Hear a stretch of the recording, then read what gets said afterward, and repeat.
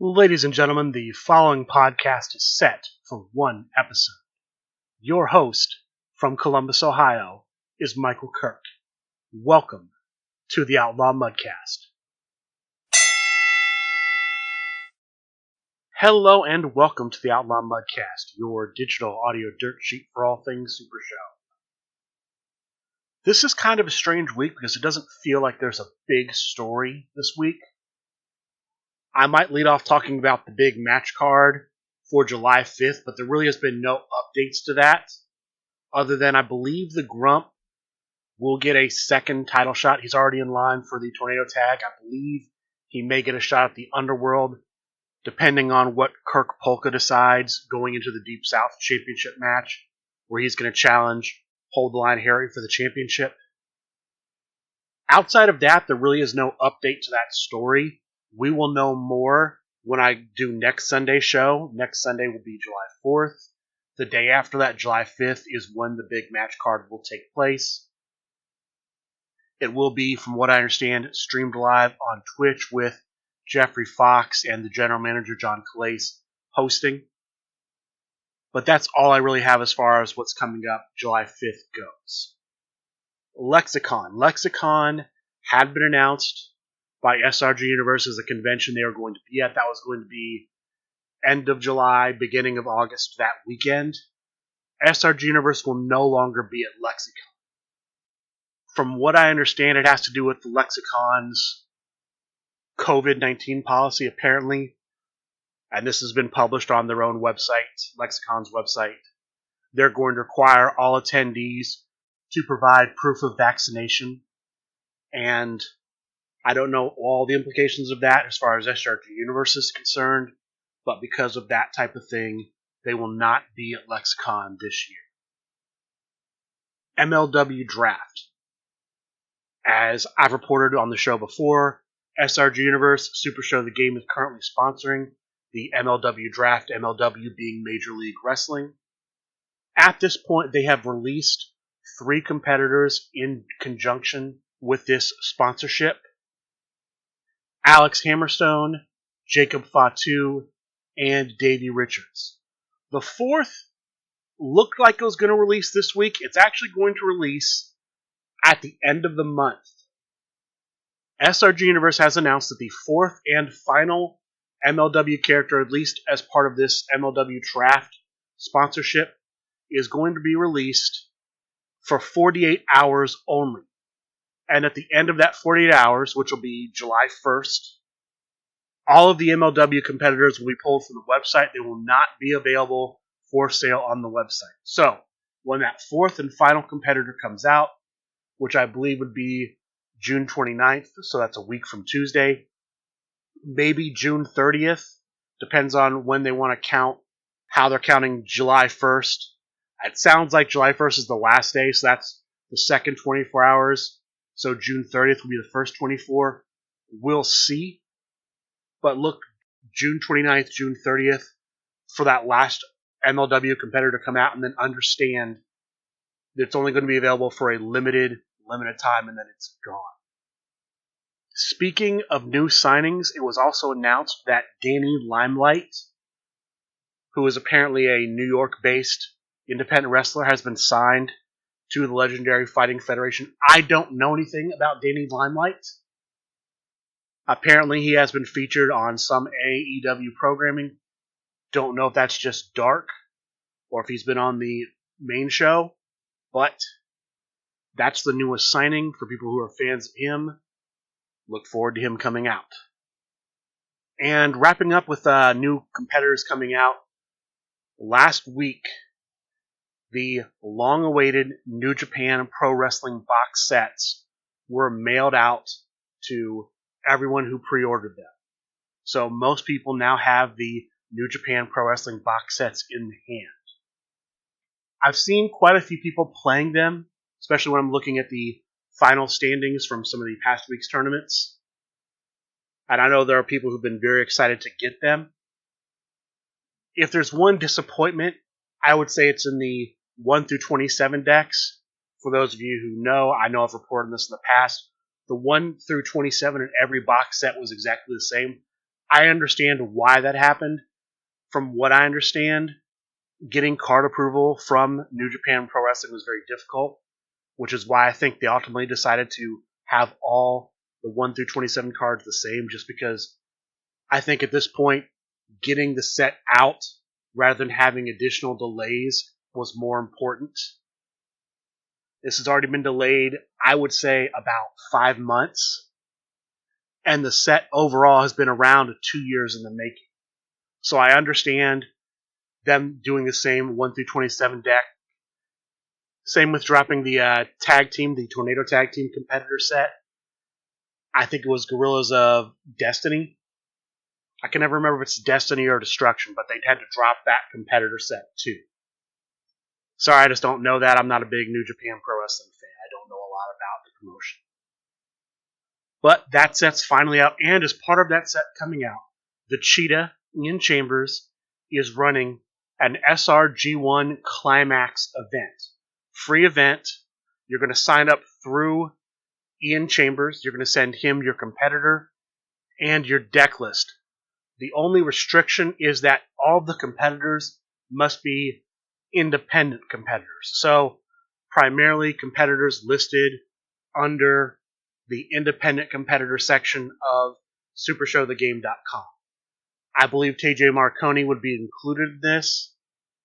I don't know if somebody like Lunatic Ginge or the Reverend Robert Torn would be included in this, because I know at least Lunatic Ginge was featured on Grimm's Toy Show. And so, in the same way, I think Grimm, were he legal, would be considered independent. He might be as well. I just don't know. I doubt many people are going to run either of those two competitors anyway. I imagine most people will be running something out of New Japan or out of MLW. You might even see maybe Evilise, since she's been released, the new Caleb, the new Sammy. I could see people playing AJ Styles, of course. But his event, the SRG1 Climax, signups are due by the end of tonight as I record this. So, June 27th by midnight. If you happen to listen to this Sunday shortly after it gets released, that's the sign-up period. Otherwise, just know that event's supposed to kick off Monday, and there'll be like a 2-week time to get your matches played. There's going to be preliminary matches, and then there's a cut to either a Group A or a Group B. I don't know a lot about it, but that's what's going on. Ian Chambers, the Cheetah, is hosting the SRG1 Climax. Sign-ups due Sunday night, June 27th by midnight, assuming Eastern Time, because he is in the Eastern Time Zone. I already talked about the July 5th championship match card coming up. There have been a couple championship matches. One happened this week, the other will be happening Monday. First, the SRG BOSS Steve Resk had a match defending his Intergalactic Championship. He was facing off against the Roach, Noel Torres Jr. The Roach won a 6-stop trios event, and so, as a result, he got a shot using that format. Steve Resk, using the Freak Show, had to defend against the Roach using the new version of the Three Kings. Best 2 out of 3 match. Took almost an hour to complete all 3. The first match looked like it would be the Roach's. I saw him time and time again hit his finish, and the boss could only get out if he rolled his highest skill, and he did it time and time again, and eventually the boss came back and won the first match. The second match, shorter. The Roach able to take that match. It goes to a third and final. In the end, the boss wins the third match, retains. He is still the Intergalactic Champion. Congratulations to him. I thought the Roach was going to pull out in that first match. Very tough. So close to being the new champion. But Steve Resk still Intergalactic Champion. The other match, the one coming up Monday, is going to be a defense of the LFF Tri-State Championship.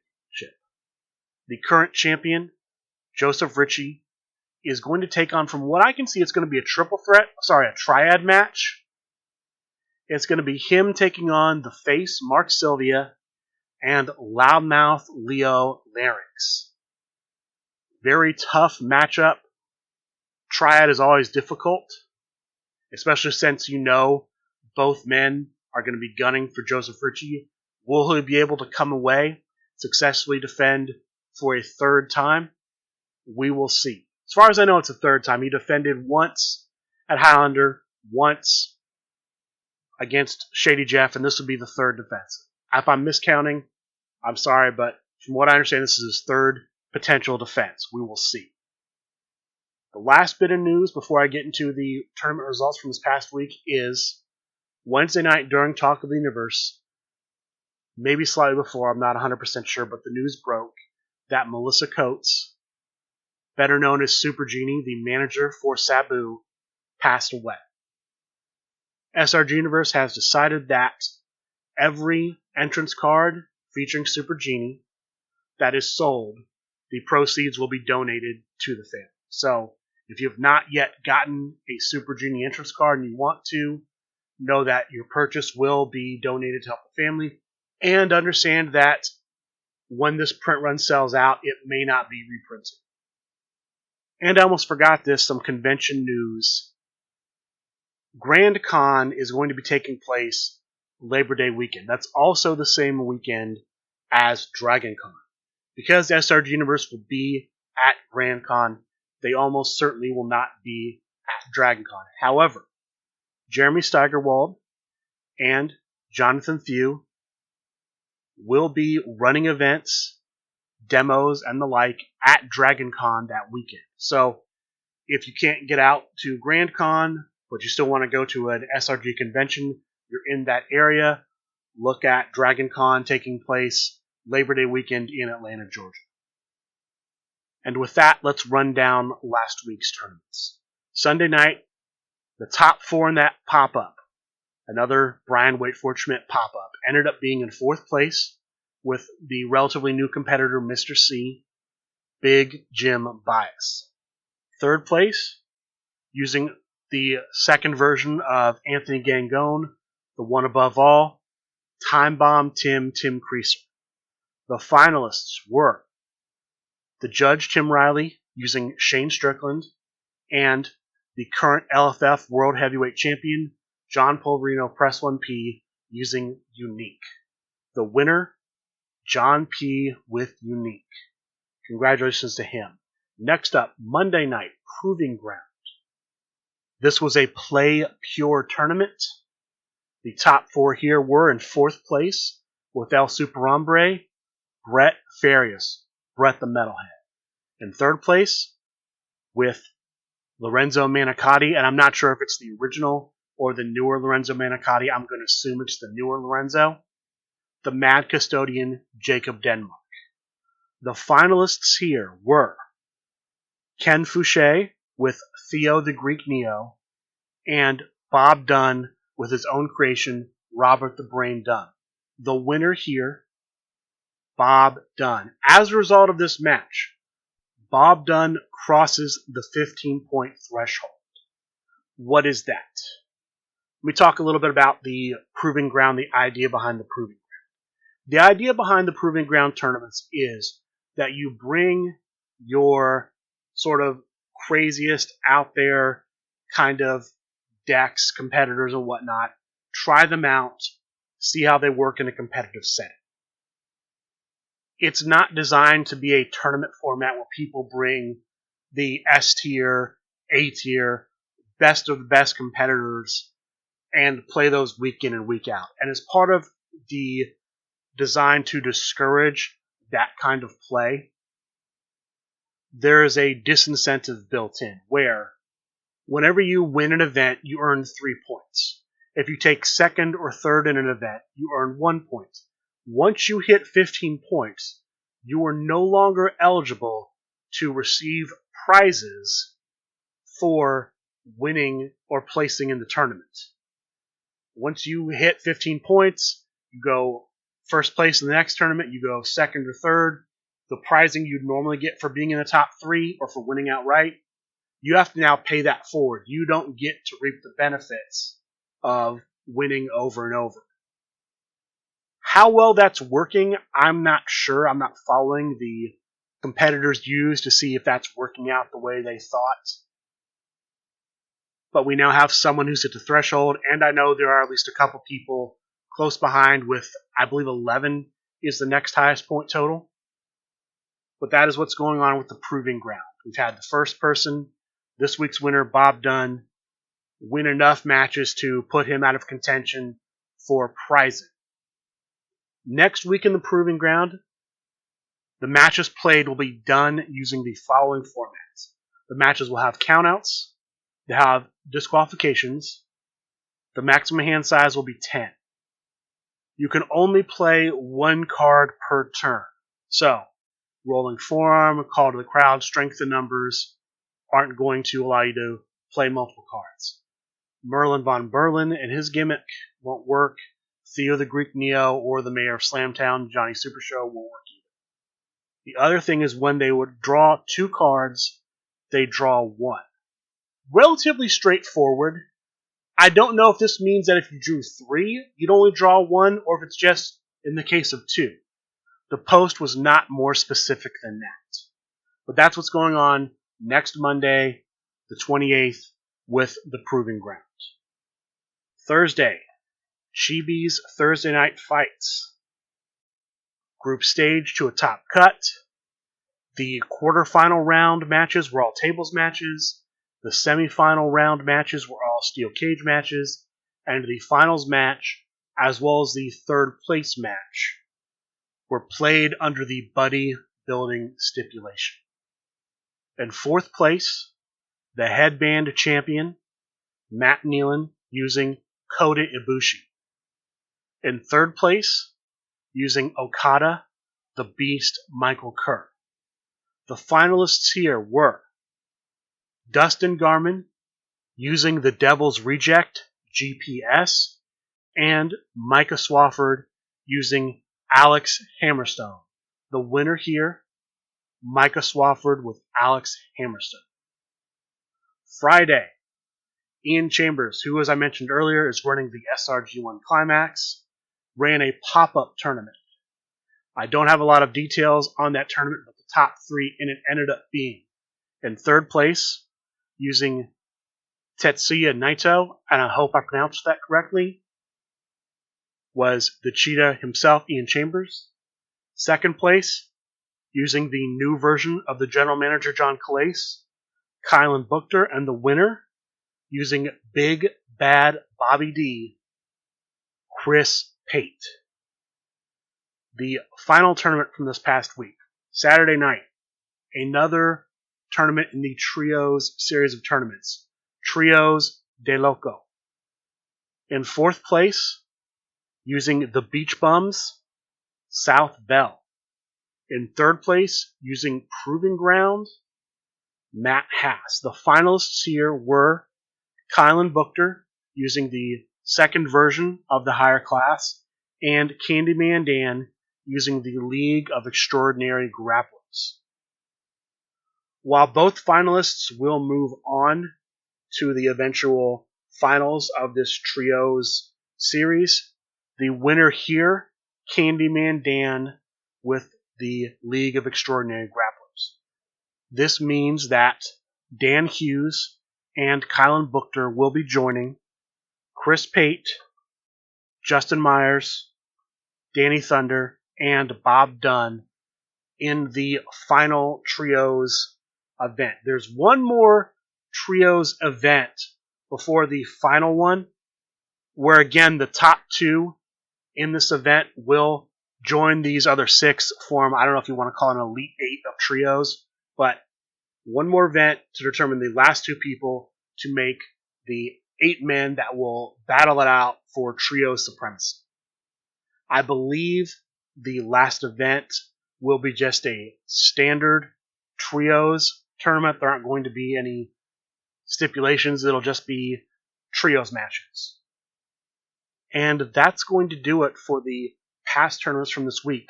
Normally, I talk about a pop-up event happening Sunday. There's not going to be one this Sunday.